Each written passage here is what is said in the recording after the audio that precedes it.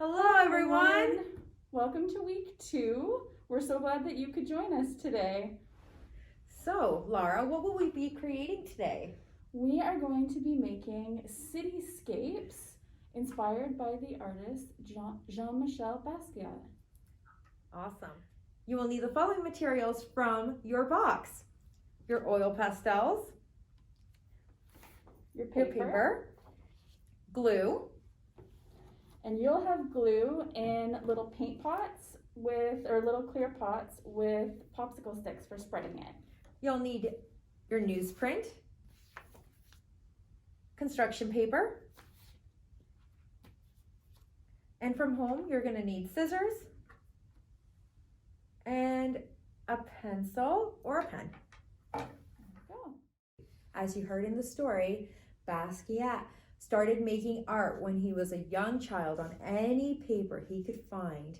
And as he grew up, he continued sketching and painting, making art on paper, the outside of buildings, boards, doors, and more. You're seeing a few of Basquiat's art pieces right now on your screen. Some of Basquiat's art was very serious. It often showed how he saw the world. He used a lot of letters, symbols, and shapes to express his ideas. Radiant Child by Javaka Steptoe. It's a story of young artist Jean-Michel Basquiat.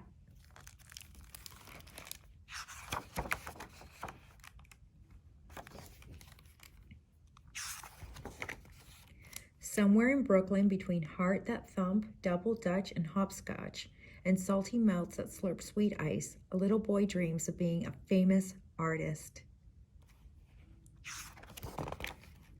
In his house, you can tell the serious artist dwells, as he sits at a table with pencils scattered everywhere. Jean-Michel draws from morning until night with a serious face amid a storm of papers. He refuses to sleep until he has created a masterpiece.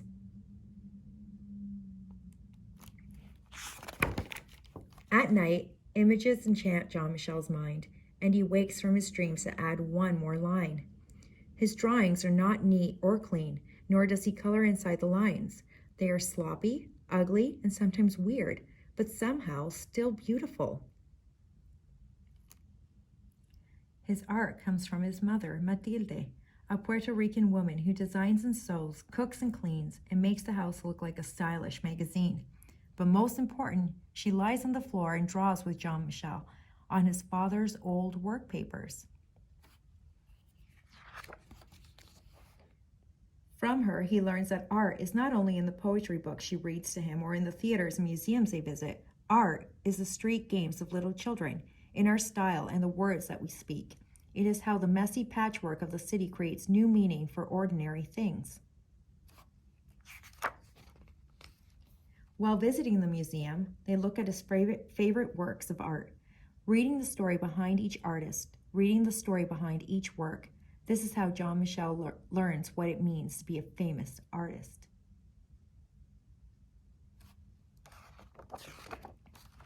Back at home, he creates art on the floor as his father, Gerard, plays jazz records. Mama Matilde cooks arroz con pollo and calls Jean-Michel mi amor. The energy and the life of the city can be felt in each line of his drawings.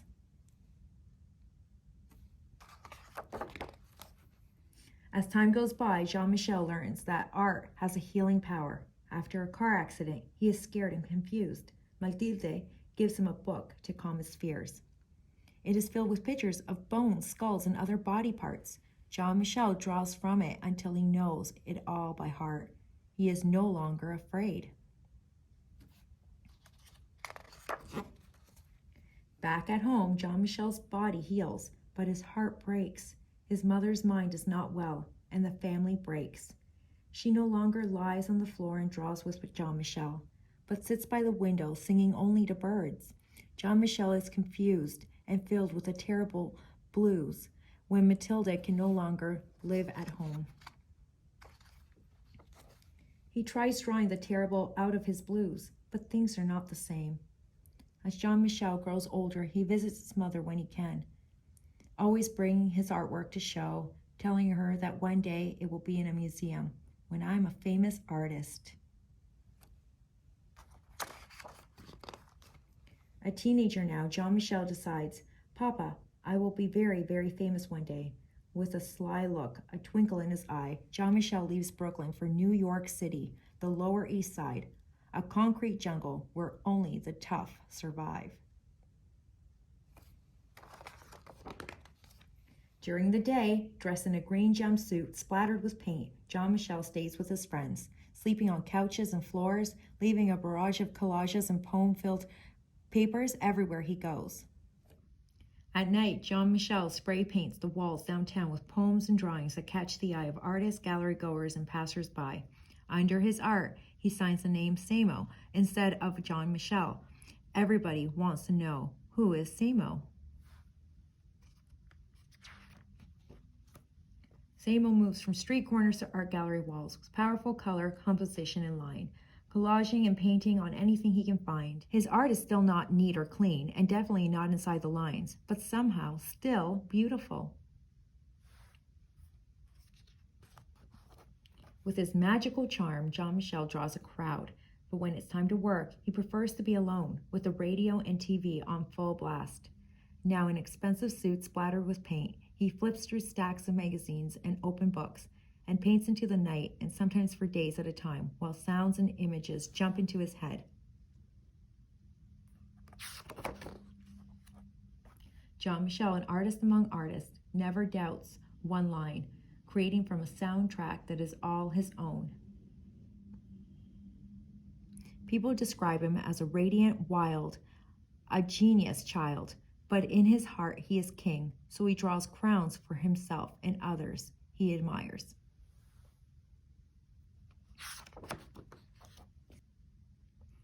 A grown man now, with the art world in his hands, Jean-Michel still visits his mother when he can.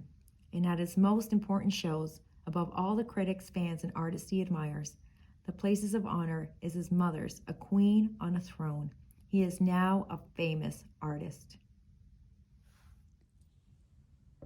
Today's art studio project is a mixed media cityscape project inspired by the art of Jean-Michel Basquiat. You'll be able to shape your own buildings, draw your own symbols, and cut and paste to make a cityscape entirely from your imagination. While we're going to show you some examples, you can make your city art project in a way that works best for you. Let's get started. You can use your big white paper or your big pieces of newsprint as your background piece. Take a second and choose the piece that you want to have as your background. You'll be pasting your buildings and your decorations and coloring on that paper. I'm going to use my white paper here as the background and paste the other papers onto it. Your construction paper and your other newsprint, that's this paper here. You have actual newsprint at home that we sent home for you. And your construction paper is what you're going to be using for cutting your building and city and symbol shapes, like cars and trees and planes and birds and stars, or anything that you might want to draw onto your city. So let's start by cutting a few simple building shapes so that you can see what your paper might look like.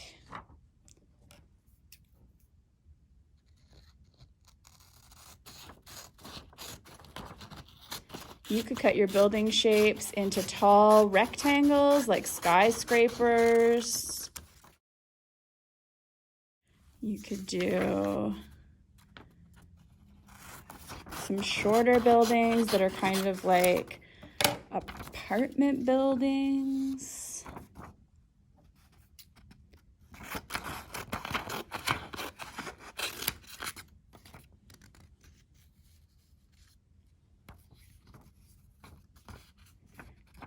You could do a couple smaller buildings that are like houses.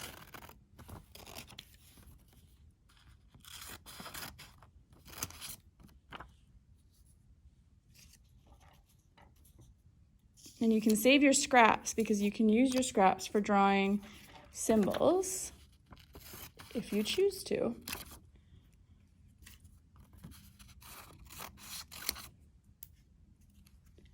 Okay, so we've got a few different symbols there, or a few different shapes there. I'm gonna maybe take a couple pieces of construction paper and cut a couple more tall buildings, just simple shapes. Maybe a couple short buildings, like you might have some small apartment buildings like this. You're gonna be able to layer these and put them all over the place and do them as you want to. Maybe I wanna have a billboard, like a big sign in my city. So I'm gonna use this piece of construction paper to make my big sign. And there's my big sign. I can just put that there. Now we're not gluing anything down right now because we want to be able to move our pieces around and see what they look like. So that's a good start. We've got a few pieces that we can start there. We'll move on to the next step so you can see how this might start to look. So you're placing some things. You can move them around a little so you can see what a city might look like, but we're gonna wait and glue a little bit later. Pick a couple of construction paper colors that you like.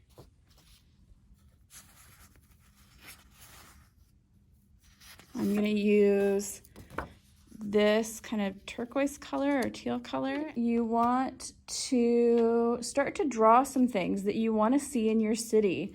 Maybe you want to see some trees. Maybe you want to see some people or some bicycles. Maybe you want to see a bus stop, or you want to see some windows. You could also take this time to draw some windows or some doors on your building. So this is the time where you use your pastels.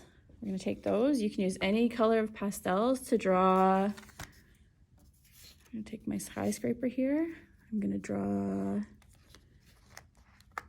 some windows on my building.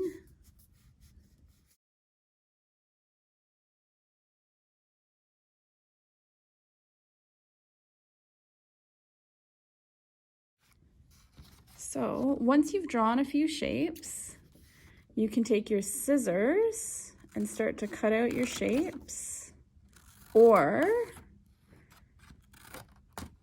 I'll take a second here, we'll cut out this one. And it doesn't need to be, because this is kind of a rough city shape, it doesn't need to be an exact cutout around your tree. Okay, so you want it to be kind of an interesting looking cutout. So there's my tree. It's gonna go on my cityscape. So you could take your scissors and do it that way, or you could rip your paper and have kind of a ripped look for your symbols. I'm gonna rip out my plane and have my ripped plane go in the sky. And if you want to, you've got your pen or your pencil as well. You could do some finer writing. All right, so I'm gonna do some finer writing on some of my buildings. I'm gonna say that, you know, this building here is having a sale. You could do some finer writing, or you could do some finer drawing if you want to. Maybe there's some bark on my tree and I want to just make some small lines. If you need to make any small points, you could use your pen or your pencil from home. Once you're finished, and you don't have to finish it right now while we're making the video, but I'm gonna sort of wrap up so you can see what your finished product would look like. When you're finished doing all your lines and your symbols, you can move all your pieces to where you want them to go on your paper.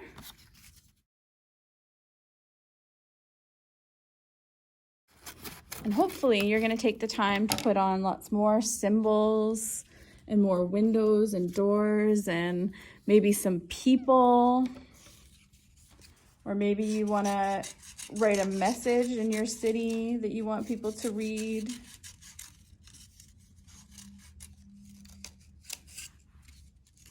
and put that up. There's my birds kind of flying in the sky. Once you've got your city laid out exactly as you want it to be, you can start to glue your pieces down. I'm going to put a little bit of glue on to my pieces and glue them onto the paper. There we go. As you're making your cityscape, think about whether there is a symbol you want to add that is special to you. For Basquiat, that symbol was a crown, and it appeared in a lot of his work. Coffee cups are a special symbol for me, and so are planes. Kind of like the plane I put in when we were making it. What are some symbols that are special to you? I hope you enjoy making your project. If you wish to make more Basquiat-inspired art, I will show you how to make Basquiat-inspired crowns. You're going to need the following items from your box: paint, paintbrushes, oil pastel, and a pencil. From home, you're going to need a piece of cardboard, scissors, a hole punch, and ribbon. Now I'll make my crown freehand because it's a pretty simple design.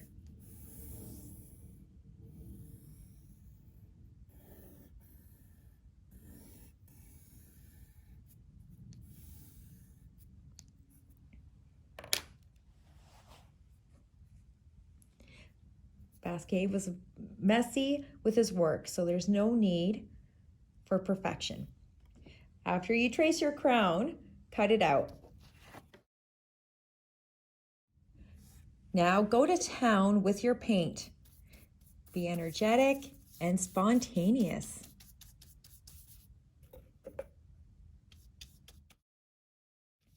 The messier, the better.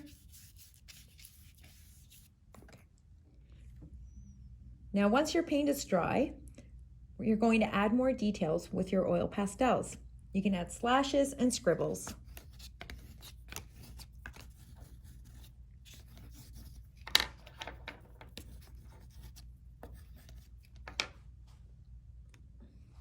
To finish your crown, you're going to use a hole punch to make holes on each side of the crown.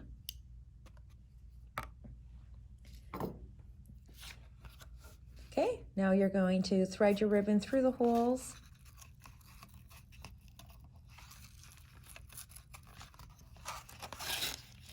And you're going to tie a knot in the back like that. And I'm going to add another one on this side. And once your crown is complete, you can put it on your head and wear it. We hope you enjoyed today's project. Don't forget that you can add your art on the weekly Facebook post. See you next week.